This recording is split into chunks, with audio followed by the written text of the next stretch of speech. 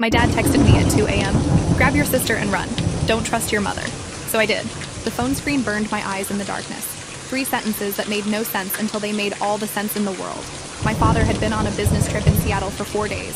The kind of trip he took monthly for his consulting firm. Always professional and predictable.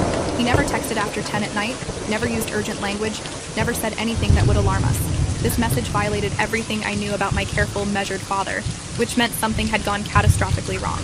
I was 17 and responsible enough to know when adults were overreacting versus when they were genuinely terrified.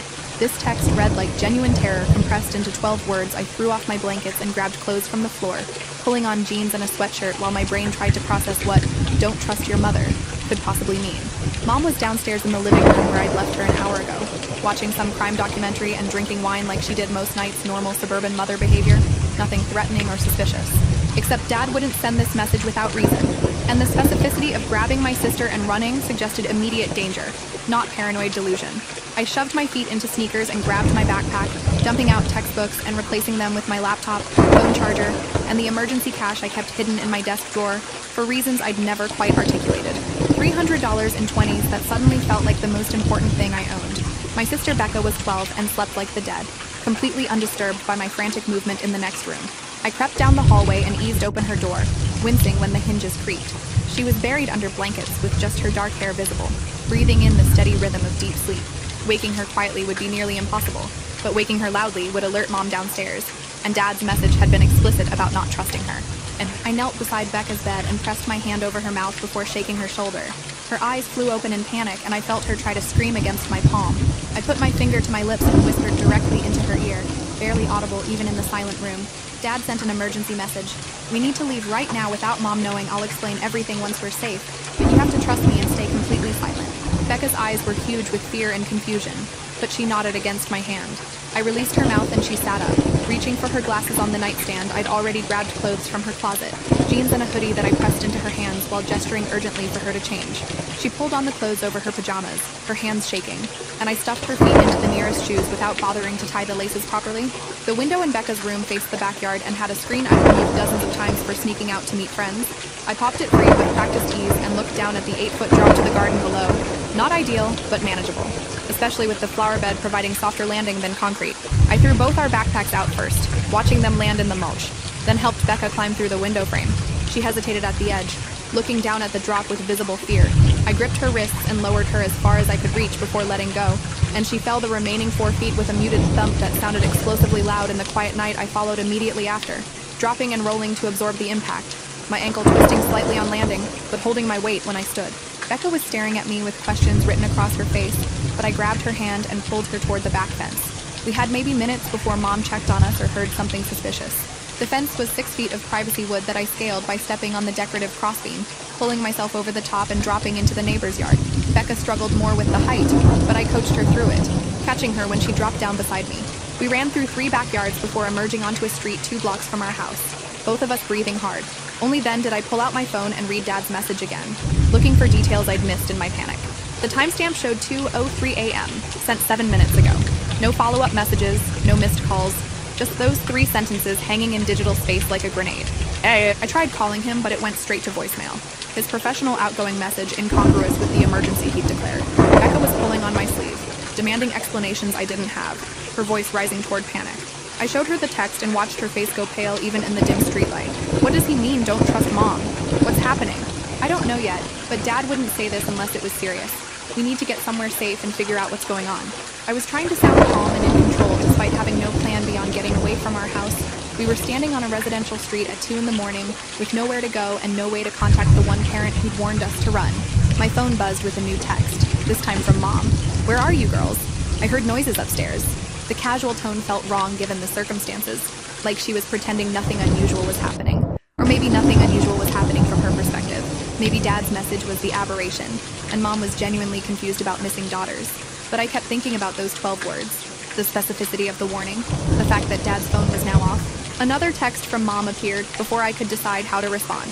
This isn't funny. Come downstairs right now or I'm calling the police. The threat landed strangely because what would she tell the police? That her teenage daughters had left the house at night? We weren't missing or kidnapped. We'd left voluntarily based on our father's warning, Unless Mom had reasons to want police involvement, unless she was trying to force us back under some kind of official authority, Becca was crying quietly, the kind of scared tears that come from being 12 and having your normal life explode at 2 in the morning. I put my arm around her shoulders and kept walking, moving us toward the 24-hour convenience store 3 blocks away. At least there we'd have lights and potential witnesses, some minimal safety while I figured out next steps. My phone kept buzzing with messages from Mom, each one escalating in tone from confused to angry to threatening. The convenience store was nearly empty except for a bored clerk scrolling through his phone behind bulletproof glass. Becca and I huddled in the back corner near the refrigerated drinks, trying to look casual despite being 2 teenage girls alone at 2 a.m. I called Dad again with the same result, straight to voicemail. His phone definitely powered off. I tried texting instead, asking for more information, explaining we'd gotten out but needed to know what was happening. My phone rang and Mom's name appeared on the screen. I stared at it through 3 rings before answering. Putting it on speaker so Becca could hear Mom's voice came through tight with barely controlled emotion. Where are you? What's going on? I wake up and both my daughters are gone. Windows open. You're not answering texts. You're scaring me, honey. She sounded genuinely frightened and confused, nothing in her tone suggesting danger or threat, but Dad's message kept echoing in my mind, the urgency and specificity that had sent us running. Dad texted us, I said carefully, watching Becca's face for reactions. He said to leave the house and not trust you. We need to know why he'd say that. The silence on the other end stretched long enough that I thought the call had dropped. Then Mom laughed, this brittle sound that raised every hair on my neck. Your father texted you at 2 in the morning telling you to run away from me? That's insane. He's in Seattle at a conference, probably drunk at some hotel bar. He doesn't know what he's saying. But I'd never seen Dad drunk in my life. He barely drank even at parties. And the message hadn't read drunk. It had read terrified. Why would he specifically say not to trust you? What's he afraid you're going to do? Mom's breathing got faster on the line, and when she spoke again, her voice had changed into something harder. Listen to me very carefully. Your father is having some kind of mental break. He's been acting paranoid for weeks, saying strange things, accusing me of things that aren't true. I didn't want to worry you girls, but he's been seeing a therapist for delusions. Whatever he told you is part of that. You need to come home right now so we can handle this as a family. The explanation sounded reasonable, except for the timing. If Dad had been delusional for weeks, why send the emergency text tonight? Why turn off his phone after sending it if he was just drunk and confused? And why did Mom's voice sound wrong? Like she was performing concern rather than feeling it. I looked at Becca and saw my own doubt reflected in her expression. I want to talk to Dad first, I said. I want to hear from him that he's okay, and that the message was a mistake. Then we'll come home. Mom made a frustrated sound, and I heard movement on her end. Footsteps and the jingle of car keys. Fine, stay where you are and I'll come get you. We'll call Dad together from the car and sort this out. Where are you exactly? Every instinct I had screamed not to tell her, not to give up our location until I understood what was happening. We're at a friend's house. We'll come home when we've talked to Dad. I hung up before she could respond and immediately powered off my phone, suddenly paranoid about location tracking. Becca did the same without me asking, both of us operating on the same frequency of distrust. The convenience store clerk was watching us now with open suspicion, probably wondering if he should call the police about 2 teenage girls acting sketchy in his store. At 2 a.m. I grabbed 2 bottles of water and paid with cash, trying to look normal and unhurried. We needed to move, but I had no idea where to go. Dad's message had said run, but hadn't specified a destination. Hadn't given us a safe house or contact information beyond that initial warning. Becca grabbed my arm as we left the store, pointing back toward where we'd come from. A car was driving slowly down the street, headlights off, moving like it was searching for something.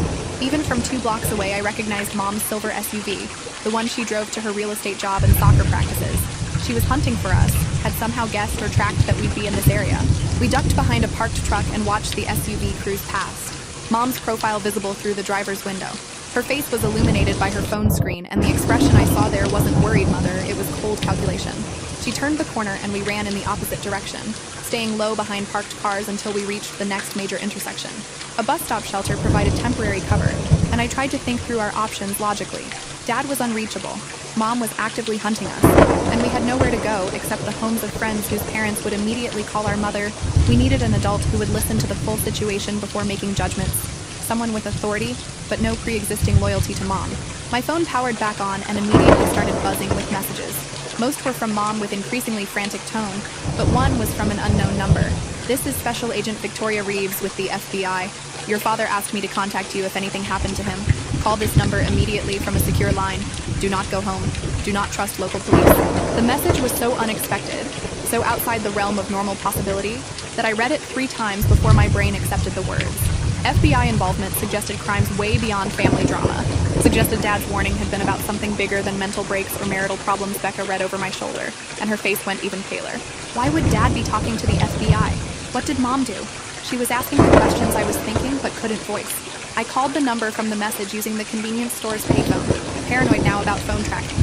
A woman answered on the second ring, her voice professional and alert despite the hour. This is Agent Reeves. Who am I speaking with? This is Zoe Brennan.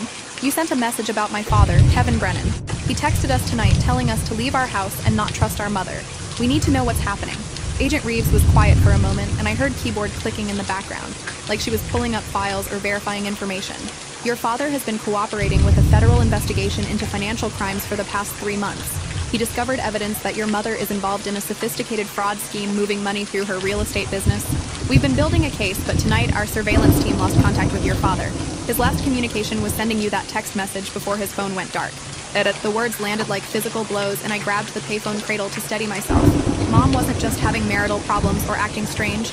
She was a criminal under federal investigation.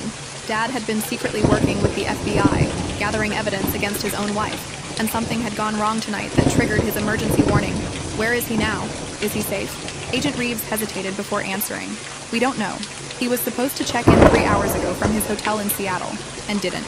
His phone location last pinged at the hotel, then went offline. We have agents checking the hotel now, but his failure to communicate combined with that text to you suggests he believed himself to be in immediate danger. Becca was gripping my sleeve so tight her fingers hurt, listening to my half of the conversation with growing horror. What kind of danger? Why would Mom hurt him? But even as I asked, I was remembering things that had seemed normal at the time but took on sinister meaning in this new context. Mom's frequent unexplained absences, her defensive reaction when Dad asked about her business accounts, the way she'd started password protecting everything on her phone and computer. The people your mother is working with are not the kind to leave witnesses if they think their operation is compromised. If they learned your father was cooperating with our investigation, he would become a liability to eliminate. And if they've gotten to him, you and your sister are potential witnesses who know his routines and could identify associates. That's why his message told you to run. The full weight of danger settled over me, and I understood suddenly why Dad had been so specific, so urgent in his middle-of-the-night text. We weren't running from normal family dysfunction. We were running from people who murdered witnesses to financial crimes. What do we do? Where do we go? Agent Reeves gave me an address for an FBI field office 30 miles north. Get there as fast as you can without using credit cards or your phones except for emergency calls. If you see your mother or anyone suspicious, call 911 immediately. I'm dispatching agents to pick you up, but they're 45 minutes out. You need to stay hidden and moving until they arrive. I hung up and relayed everything to Becca, watching her face cycle through disbelief and fear and finally grim acceptance. At 12, she was processing that our mother was a criminal. Our father was missing and potentially dead, and we were running from people who killed witnesses. It was too much for anyone, but especially for a kid who'd gone to bed thinking about homework and friend drama. A taxi company operated out of the strip mall across the street, and we walked there quickly, constantly scanning for Mom's silver SUV. The dispatcher was half asleep, but agreed to send a car to our location, asking for destination. I gave him an address 2 blocks from the FBI field office, paranoid about giving exact locations even to seemingly innocent taxi companies. The taxi arrived 15 minutes later, a beat-up sedan driven by a man who looked annoyed at being woken for a fare this far out. Becca and I climbed in the back, and I handed him cash up front, asking him to drive carefully and avoid the main roads. He gave me a strange look, but pocketed the money and pulled out of the lot. We'd made it maybe 3 miles when headlights appeared behind us, coming up fast. The taxi driver noticed and swore, accelerating slightly. Some asshole's been following us since we left, probably drunk idiots playing games, but I twisted around to look and recognized Mom's SUV, close enough now that I could see her face through the windshield, set and determined. That's our mother, I said to the driver. She's dangerous. We need to lose her right now. He looked at me like I was insane until Mom's SUV rammed us from behind, hard enough to throw both Becca and me forward against the front seats. The driver swore louder and floored it, the old taxi responding sluggishly as Mom hit us again. We were on a semi-rural road with minimal traffic, exactly the wrong place for a chase scene. Mom pulled alongside us, and I could see her clearly now, her face twisted into something I didn't recognize. She was trying to force us off the road, her SUV heavier and more powerful than the taxi. The driver was panicking, swerving wildly, trying to keep control while Mom repeatedly slammed into our passenger side. Becca was screaming, and I was on my phone calling 911, shouting our location and situation to a dispatcher who kept asking me to slow down and repeat myself. Mom made one more hard slam, and the taxi spun out, rotating twice before sliding off the road into a shallow ditch. The impact threw us around the interior despite seatbelts, my head connecting with the window hard enough to see stars. Mom's SUV screeched to a stop, and I watched her climb out, walking toward our crashed taxi with purpose. The driver was slumped over the steering wheel, dazed or unconscious, and Becca was crying beside me. I grabbed her hand and kicked open the door on the far side, dragging her out and into the drainage ditch running alongside the road. We ran through brush and darkness while Mom shouted behind us, her voice carrying across the quiet night. "Girls, stop. I'm trying to protect you. The FBI is lying. Your father is lying. I just need to talk to you." But her actions didn't match her words, didn't match someone trying to protect rather than harm. The drainage ditch connected to a culvert running under the road, and we crawled through it, emerging on the far side muddy and scraped. Behind us, I could hear sirens approaching, the 911 call finally producing response. Mom must have heard them too, because her shouting stopped and I heard her SUV engine start, tires squealing as she fled the scene. Police cars arrived with lights flashing, officers jumping out to check the crashed taxi and search the area. We emerged from the culvert with hands raised, shouting that we'd called 911 and we were the victims. One officer approached carefully, hand on his weapon, while his partner checked the taxi driver who was coming around slowly. I explained everything in a rush while Becca cried against my shoulder. The officer looked skeptical until I mentioned FBI Special Agent Victoria Reeves by name and showed him the text from Dad. His expression changed and he radioed something coded to his dispatcher before telling us to wait in his patrol car while he verified our story. 20 minutes later, black SUVs arrived with federal agents who showed badges and took custody of us from the local police. Agent Reeves was a woman in her 40s with sharp eyes and an expression that suggested she'd seen too much to be surprised by anything. She wrapped emergency blankets around both of us and guided us into one of the vehicles. "Your father is alive," she said immediately, and I felt something in my chest unclench. "He was attacked in his hotel room tonight but fought off his assailants and escaped.